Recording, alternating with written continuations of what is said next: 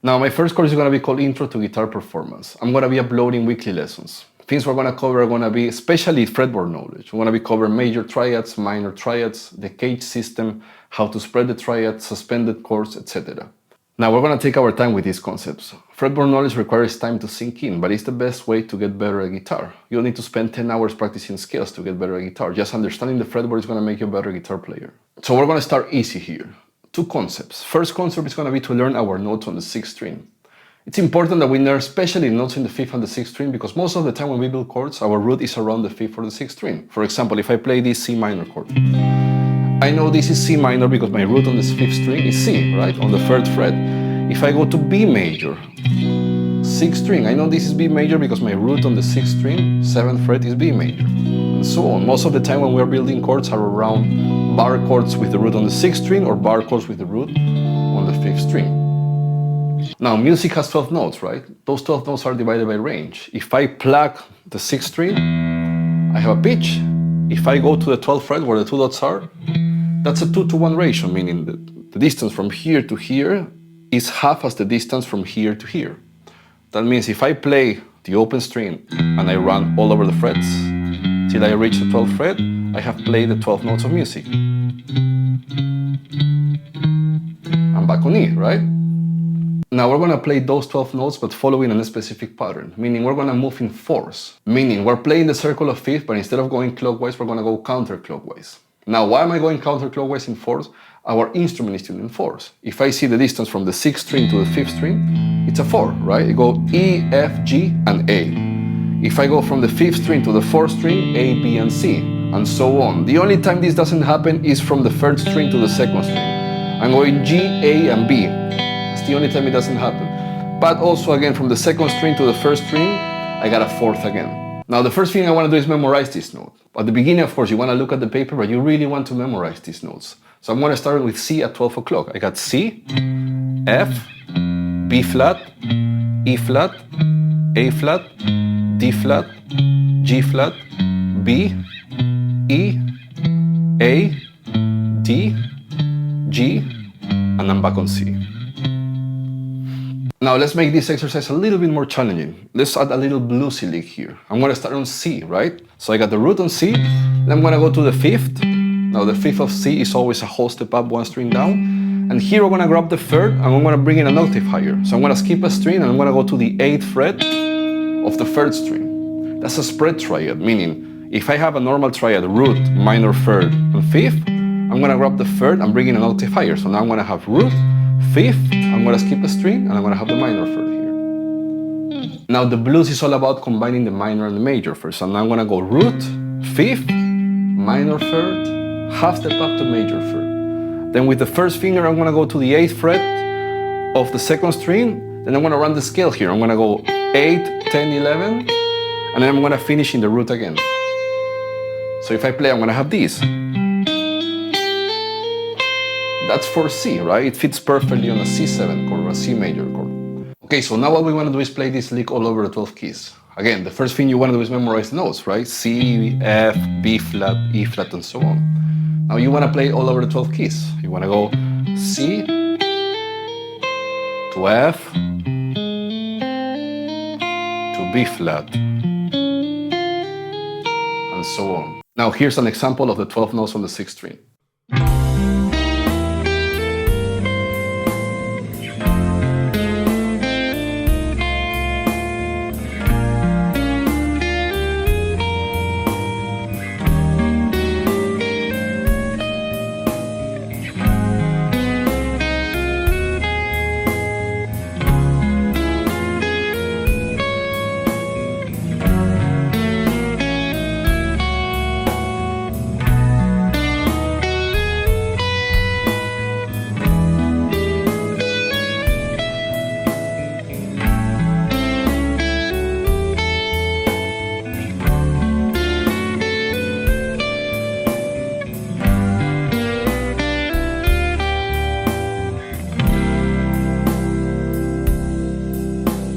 Now, second concept, let's talk about triads. Back in music school, I remember when my teacher told me, how many ways can you play C major?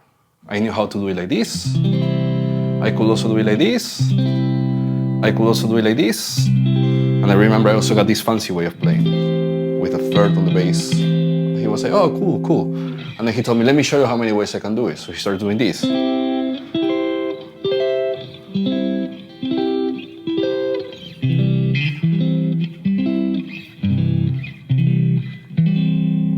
And then he starts doing things like this.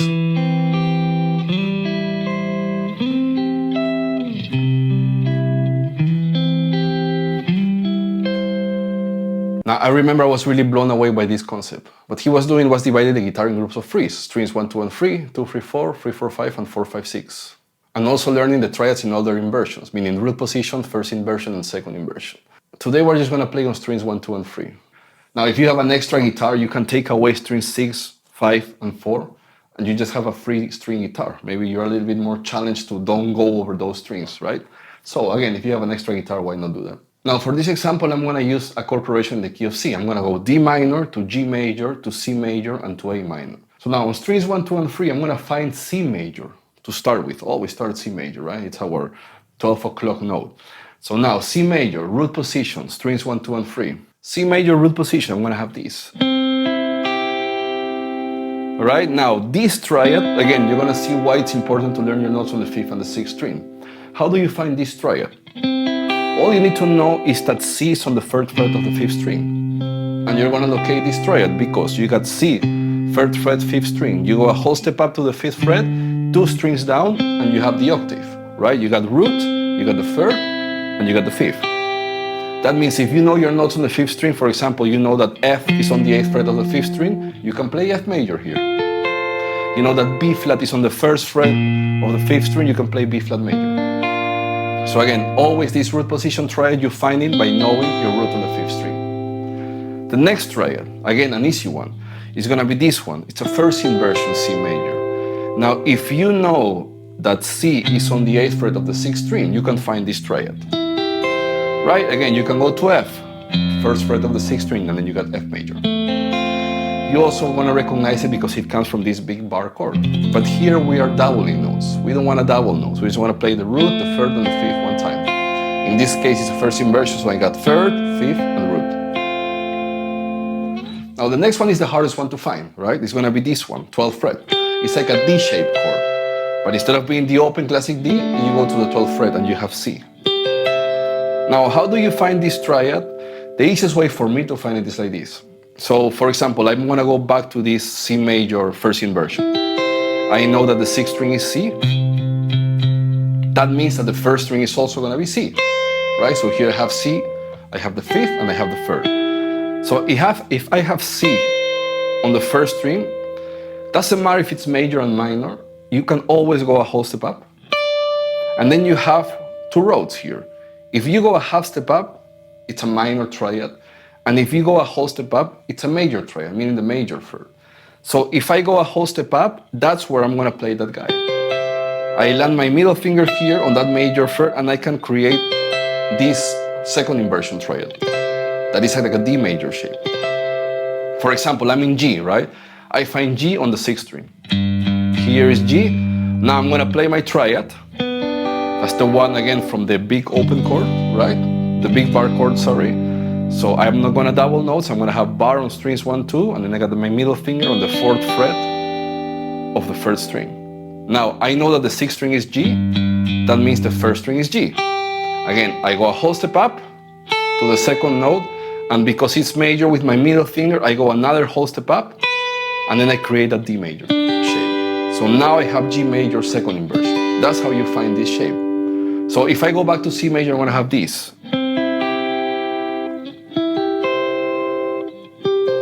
You want to practice coming back too. So now let's do the same but with a minor chord. So let's talk about D minor, that is the 2 chord of C major. Now the first triad is an easy one, right? We always learn this open chord, the classic D minor open chord. In this case, we don't want a double note, so we don't play the 4th string. We just go strings 1, 2, and 3. Again, second inversion triad, that means I have the 5th, I have the root, and I have the minor 3rd. Next triad.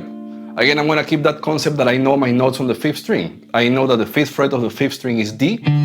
Again, whole step up, 2 strings down is the root, an octave higher, and here I have this guy, root position, right? Now I got the root, the minor third because it's a minor triad, and the fifth. And the last one, I find my D note on the 6th string, in this case 10th fret, and I'm just gonna bar the 10th fret, strings 1, 2, and 3. And I got D minor here. So now I have this.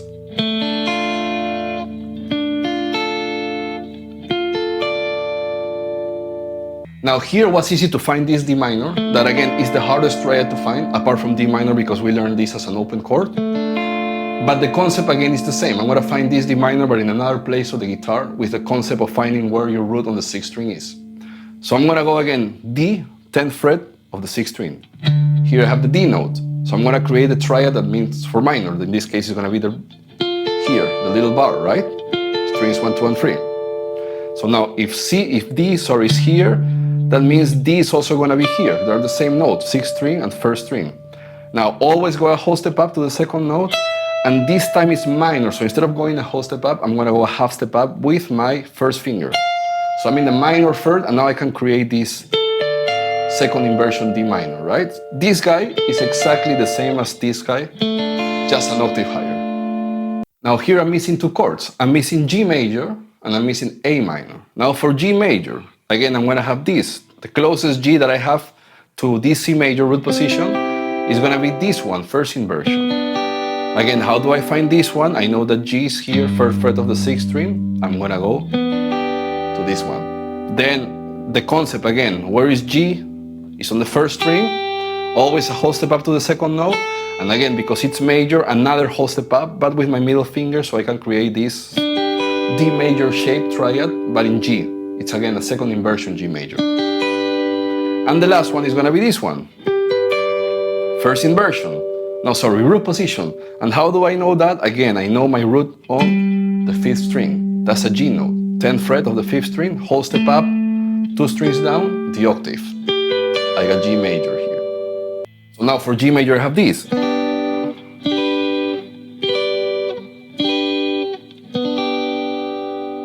And last one, A minor. So A minor is gonna go like this. 1st inversion, again A, 6th string. Now A here, 1st string, whole step up, half step up, because it's minor. And here comes D minor shape. Again, it's not D minor, it's just a shape of D minor because we're used to this shape when we learn an open chord. But because it's on the 8th fret, it's an A minor. And then the last one is gonna be this one, root position. Again, I know that A is on the 12th fret of the 5th string. I go to this triad. So now I'm gonna have this for A.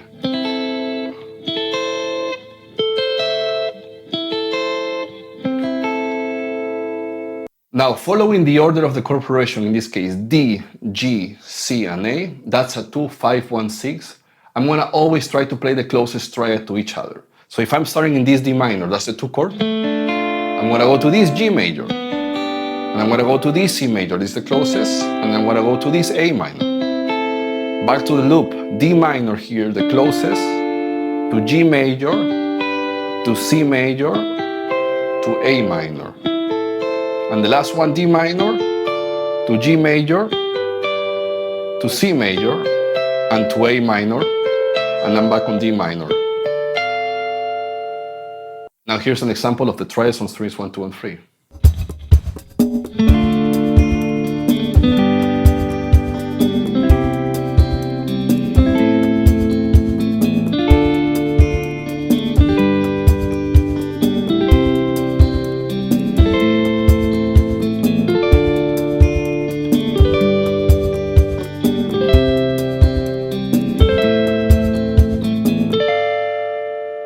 Now I'm gonna send you a backing track with this. First the 12 notes on the 6th string, and also the triads on strings 1, 2, and 3. I think that's a lot of information to start with. You can just play around. If you get comfortable, just start changing keys, you know. Next time we're gonna jump to the 5th string, and then you wanna jump to strings 2, 3, and 4. I hope you like the lesson and see you next time.